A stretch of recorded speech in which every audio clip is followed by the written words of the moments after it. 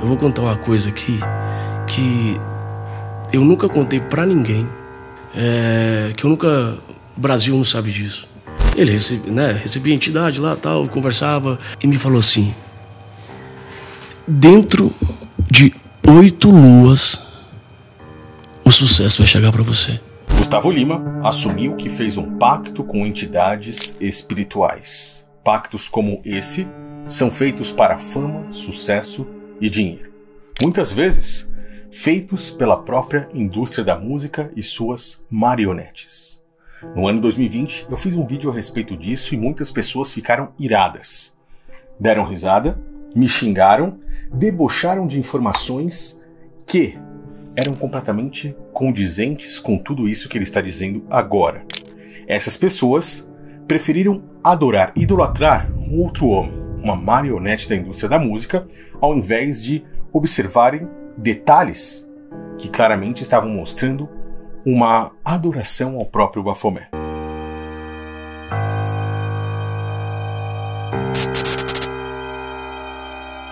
Ele foi um dos principais nomes a trazer a marca de vodka de Dam Bilzerian ao Brasil, que curiosamente tem como logotipo um bode e também faz referência à imagem da fachada de lojas maçônicas.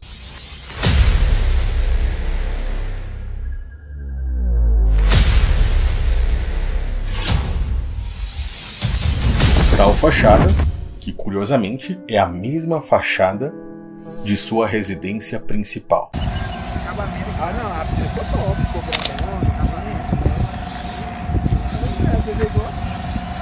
Mensagens subliminares. Algo que muitas pessoas não conseguem enxergar. Vamos assistir então o seu pronunciamento falando a respeito de como começou a fazer sucesso na sua carreira. Vou contar uma coisa aqui que eu nunca contei pra ninguém. Foi assim, eu acho que uma particularidade assim minha tão grande, que eu nunca... O Brasil não sabe disso. Quando eu fui para... passei esse tempo lá na casa do Adolfo. Você percebe que ele está pensando bastante para falar, né?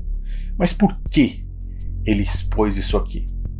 Muitas das vezes, esses tais pactos precisam ser expostos por mandado da própria entidade.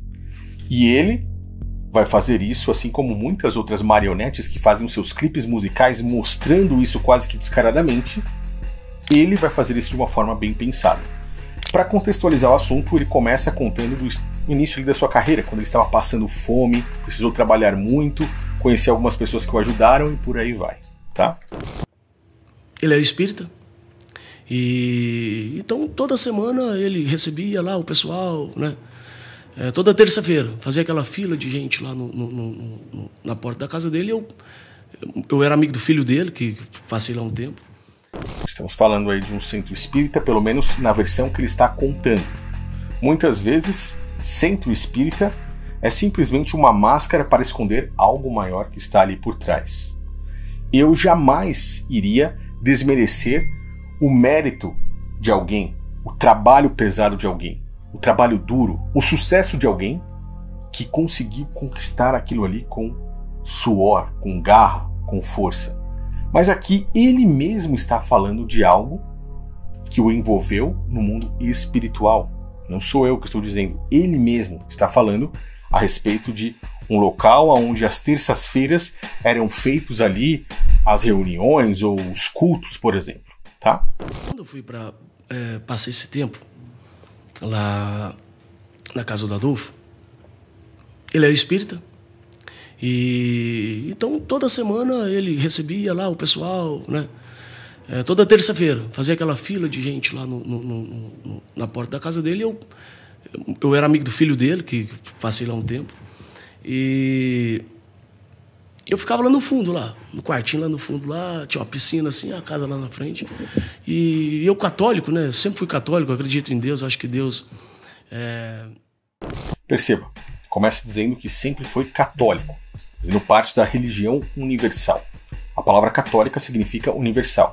Falar que é católico hoje, sendo brasileiro, é quase que uma moda. a maioria das pessoas, principalmente pessoas que são envolvidas com outras religiões, falam que são católicas ou muitas vezes espíritas, mas estão colocando uma máscara para esconder algo que a maioria das pessoas no Brasil talvez não goste, como um país que é, em sua maioria, católico e também protestante.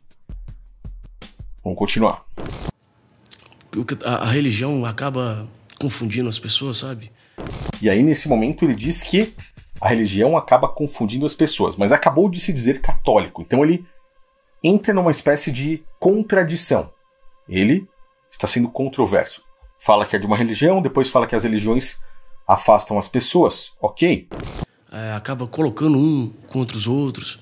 Eu acho que Deus é um só, sabe? Deus é um só, Deus é gigantesco. Mas Deus seria o mesmo Deus naquela religião que os caras cortam a cabeça de um animal ali, e dentro de uma religião, por exemplo, que segue princípios cristãos? Ou fora das religiões? Pois o próprio Messias, o próprio Cristo, ele veio para tirar as pessoas, chamá-los para fora. Tanto é que a palavra igreja é derivado de eclésia, que significa os chamados para fora.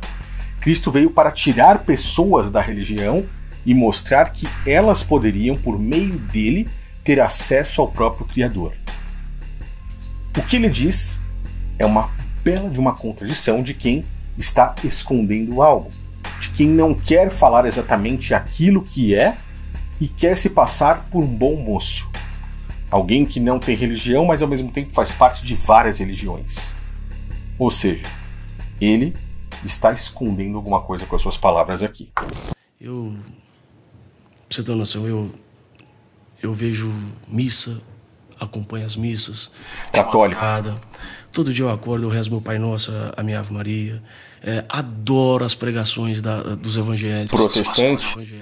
Ou seja, para quem é contra a religião, está se envolvendo com várias religiões. Eu conheço um cara que fez isso na história. E esse cara é Salomão. Jamais estaria comparando Salomão com Gustavo Lima. Salomão foi um homem muito sábio, talvez um dos mais sábios do mundo, não tão quanto o próprio Cristo. Foi um dos homens mais ricos, de bens materiais, o mais rico do mundo, pois o próprio Messias não tinha nem mesmo onde reclinar a cabeça. Mas isso não o fez menor que Salomão, pelo contrário, o fez maior, pois mostrou que o mundo físico e material não era nada perto do reino dos céus. Salomão, um cara que fez um pacto, ou vários pactos, com entidades demoníacas. Como eu sei disso? Pois a própria Bíblia, as próprias Escrituras, nos mostram e começam a trazer aqui informações que muitos não conseguem enxergar. Se você ler aí, por exemplo, o que está escrito em 1 Reis, no capítulo 11, você vê que Salomão edificou altares a Quemós, a abominação dos Moabitas. Estou falando aqui do versículo 7.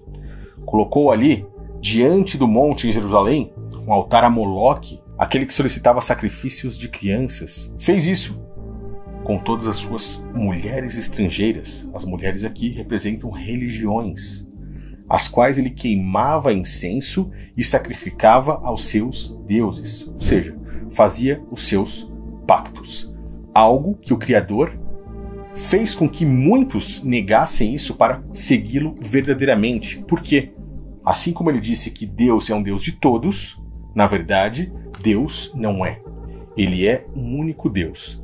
Em Levítico, nós conseguimos observar que o Criador abomina esse contato com médios para que não se procurem adivinhadores e assim não se contaminem com eles. Levítico 26, por exemplo. Aquele que se voltar para médiuns e para adivinhos, para se prostituir espiritualmente com eles, eu me voltarei contra a pessoa e a eliminarei do meio do povo. Fisicamente? Não. Espiritualmente, pois você vende, teoricamente, ali a sua alma. Tá entendendo o que eu estou dizendo?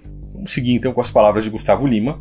Eu estou lhe mostrando que Deus, ou o Deus ao qual ele está se referindo, não é o mesmo Deus das Escrituras, que segue um caminho de bondade, de verdade, de amor, aonde Ele é o Pai Supremo e a vida não é física e material, mas espiritual. Esses caras que procuram bens materiais, eles servem a outros deuses. Eu acho que é uma explicação mais clara e, de verdade, respeito toda a religião. E ele era espírita, e a esposa dele, a Selma, sempre falava comigo. Falou, Gustavo, por que você não faz uma experiência? Ele recebia entidade lá, tal, conversava, trazia conforto para os que ficaram. Olha lá, você entende? Consultando médiums. Vamos seguir. E eu com muito medo, né? 15 anos de idade. E Piunte, até que um dia eu resolvi acompanhar.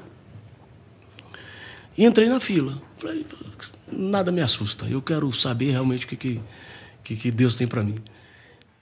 Deus? Possivelmente ele nunca leu as Escrituras e acredita que Deus está em todos os lugares, como ele disse. Mas até anjos caídos, por exemplo, podem se disfarçar de anjos de luz. E não sou eu que digo isso. Foram os próprios apóstolos de Cristo. Vamos seguir. Impressionante. Isso foi em 2007. Entrei, sentei. Ele conversou comigo. Então. Ele virou para mim e falou assim, ele sabia tudo da minha vida. E olha que ele não sabia de verdade. Não sabia nem por onde eu tinha saído. Tinha aqui um mês que eu estava lá, né, morando lá, fazia um showzinho aqui, voltava para lá e tal. E começou a falar da minha vida. E aquilo começou a me tocar muito. Obviamente, isso aqui é uma história maquiada. O negócio não é bem assim. Mas, entendeu o que ele está dizendo aí para nós, porque ele precisava soltar algo aí.